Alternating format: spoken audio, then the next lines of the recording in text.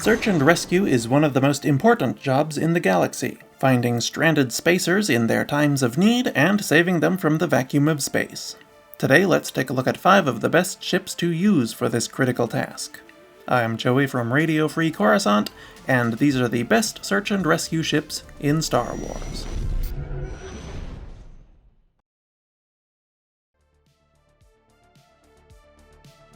Droch-class. Our first ship is one of the most underratedly dangerous ships of the Clone Wars, but the same attributes that made it so deadly could also be used to save lives instead. The collocoid creation nest Droch-class boarding craft was used in several ways by the Confederacy of Independent Systems.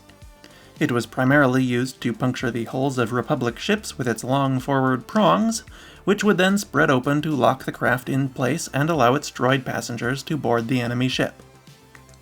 It was also capable of committing a fairly despicable war crime, wherein a crew of battle droids would take one to patrol a battlefield searching for occupied Republic escape pods and then crush them between the prongs.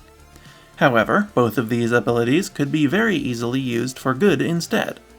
For example, instead of crushing escape pods, it could instead dock to them and bring the occupants aboard for rescue, or even just tow the entire escape pod back to another ship.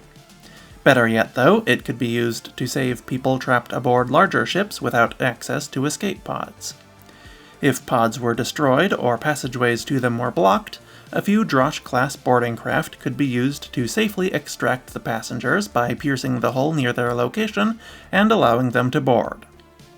With no hyperdrive and a fairly small size, the Droch's search and rescue potential is limited, but carrying one or two of these aboard a larger search and rescue vessel would really expand your life-saving capabilities.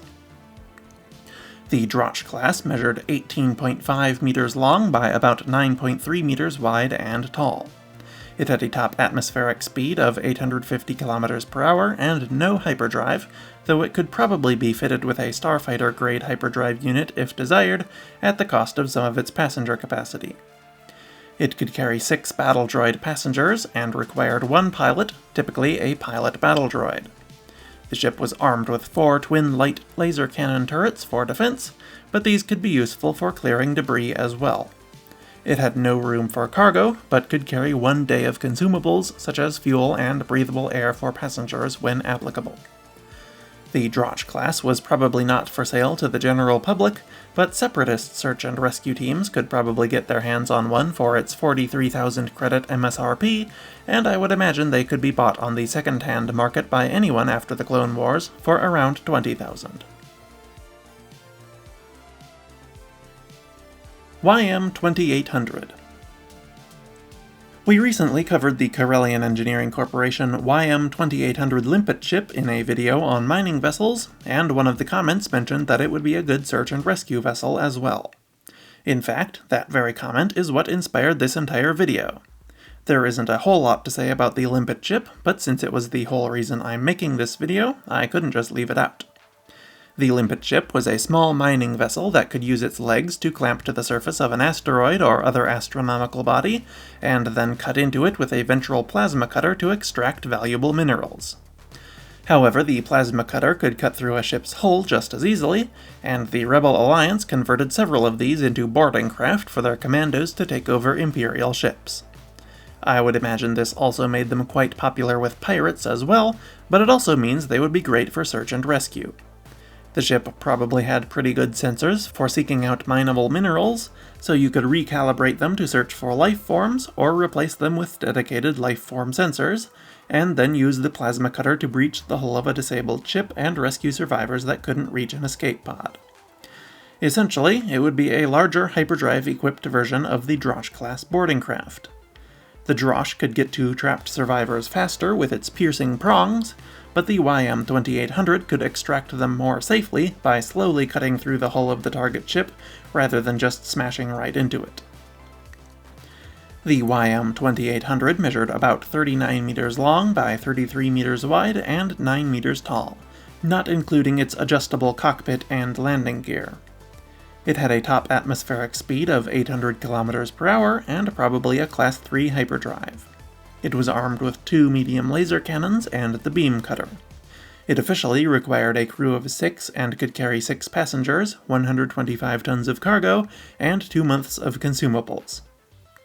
However, I would think you could expand its rescue capacity by only taking 2 crew, a pilot and a cutter operator, and then reconfiguring its cargo space into simple passenger seating instead. They don't need to be comfortable or have individual bunks for long mining digs, they just need room to sit down until you can take them back to a planet or space station. With that done, you could probably carry at least 10 to 15 passengers easily, or probably even 30 or more if you really pack them in. We don't really know the interior layout of the Limpet ship, but you can fit like 30 people in a high-capacity elevator without too much trouble, so there's surely room for that many or more in this ship somewhere as long as they're just standing or sitting there for a little while as we get them to safety. Finally, the Limpet ship was fairly affordable at a cost of 150,000 credits new or 70,000 used. Sprint class. Of course, there are many types of search and rescue vessels out there, not just boarding craft that would make for good ones. The Sorosub Corporation Sprint-class rescue craft is a great example of that. Also known as the Med Runner, this was a mid-sized ambulance ship capable of deftly navigating dense battlefield wreckage and locating survivors amongst it. It was extremely maneuverable and equipped with extremely powerful life-form sensors. The Med Runner's most important feature, though, was its medical bay. This could keep survivors of shipwrecks or battles stable until they could be transferred to a full-sized medical facility, and some Med Runners were even equipped with several back-to-tanks for healing intensive injuries. It says on Wikipedia that it doesn't have these, but a Med Runner's pilots in one appearance explicitly mention having not just one back-to-tank, but so many that using all of them at once may cause the ship's life support to overheat slightly. Perhaps the ship could be ordered with multiple interior configurations, with or without back-to-tanks. One more interesting quirk of the Sprint class was that it looked almost exactly like the upper half of the Telgorn Corporation Gamma-class assault shuttle, especially the official deck plans for the Gamma class from the old West End Games Imperial sourcebook. The Gamma, as seen in most later works, did differ a bit, but the Sprint class was absolutely identical to the original Gamma illustration. As far as I know, there is no connection between Telgorn and Sorosub, so perhaps Telgorn copied their work a bit when making the Gamma class, or the designers of the Med Runner moved to Telgorn in the decade and a half between the first appearance of the Sprint and the first appearance of the Gamma. The Sprint class measured 30 meters long by 11 meters wide and 5 meters tall. It had a top speed of 1,150 kilometers per hour and a Class 1 hyperdrive. It was unarmed, but could potentially have been equipped with 2 tractor beams. This is where the resemblance to the Gamma class becomes important. The Gamma had a pair of tractor beam emitter dishes just ahead of its engines at the rear, and wouldn't you know it, the Med Runner has a pair of dishes in exactly the same spot as well. I think it would be a super useful piece of equipment for a rescue ship to have, allowing it to dock more easily to damaged ships and rescue patients. These could instead be part of its lifeform indicator array, or just generic communications dishes, but I like to think they are tractor beams like they are on the Gamma. Anyway, the Med Runner required a crew of 8, 2 pilots, 5 medics, and 1 other crew. Whatever that means. Probably an engineer or something. The ship could carry 40 patients, 2 tons of cargo, and 1 month of consumables. Unfortunately, the price of the Med Runner is unknown. The Gamma class cost 850,000 credits new or 340,000 used, which is outrageous for its size and doesn't seem plausible for it or the Sprint. I would guess something more like 250,000 new or 100,000 used for a base model Med Runner considering the substantial medical facilities aboard, but ships outfitted with a significant number of back-to-tanks could easily run in the same 850,000 credit price tag of the Gamma class, or maybe even more. Deep Space Recovery Vessel L2783. Next up is a very interesting and fairly obscure vessel, the Corellian Engineering Corporation L2783 Deep Space Recovery Vessel. This was kind of like a very large space tow truck, and was basically a bulk freighter designed to pick up deep space salvage. It was popular among scavengers and mercenary groups, but it was also useful as a mobile repair yard.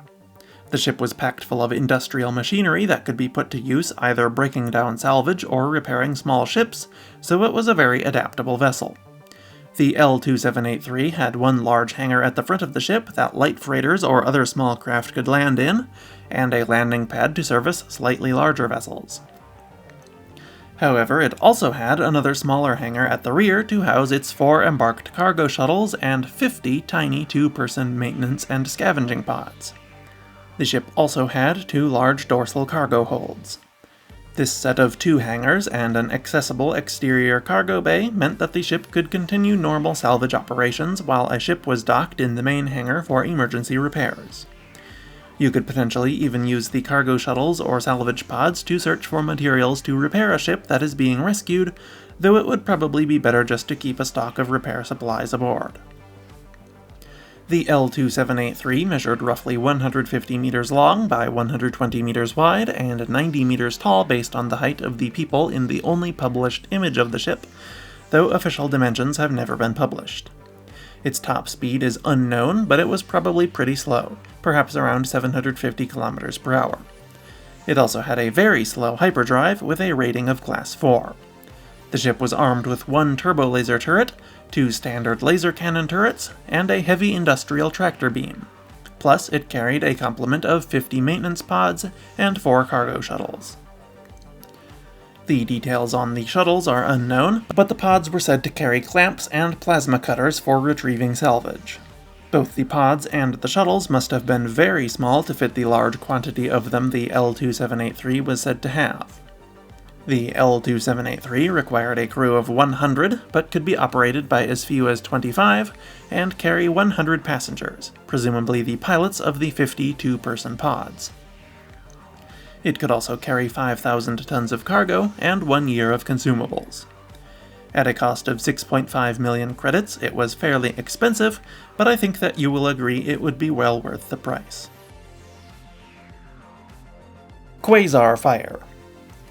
And finally, I think one of the best ships for search and rescue in Star Wars is one that was not built for anything even remotely like it, the Soro-Sub Quasar Fire class cruiser carrier.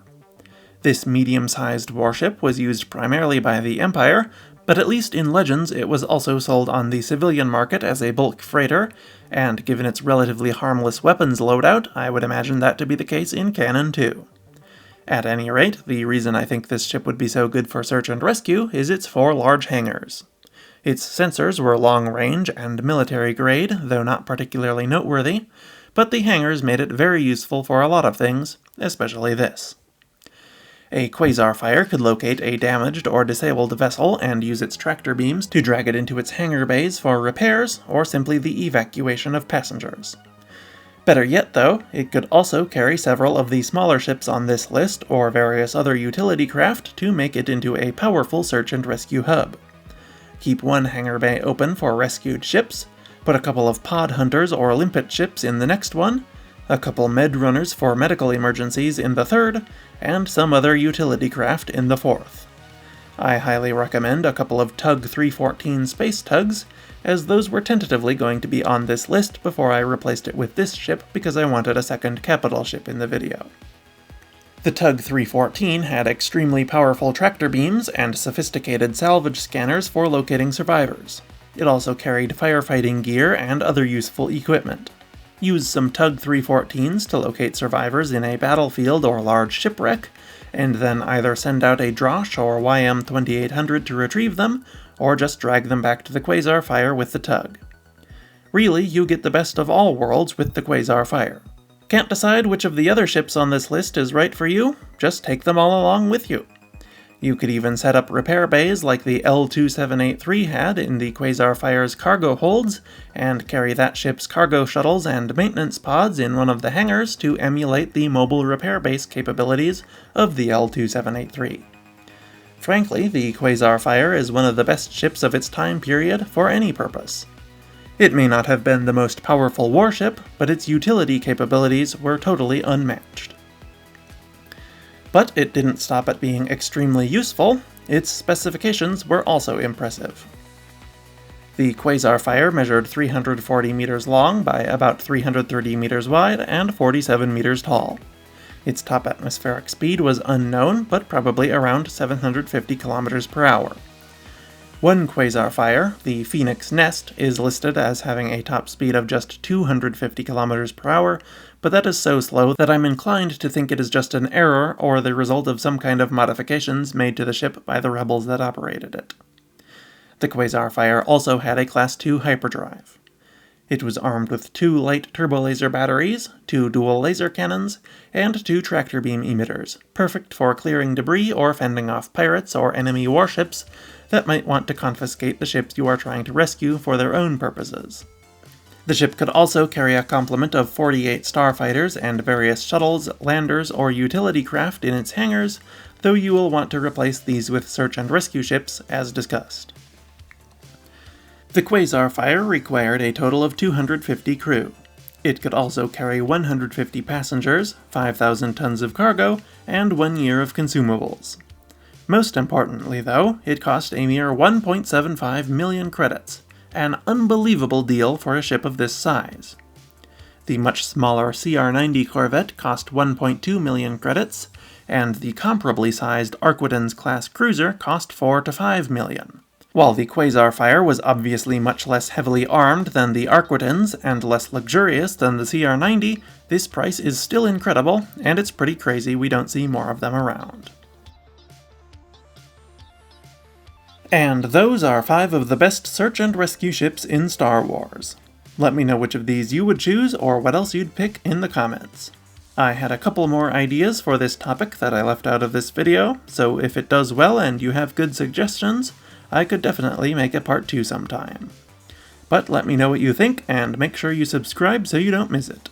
Thank you for watching, and I will see you next week. RFC, out.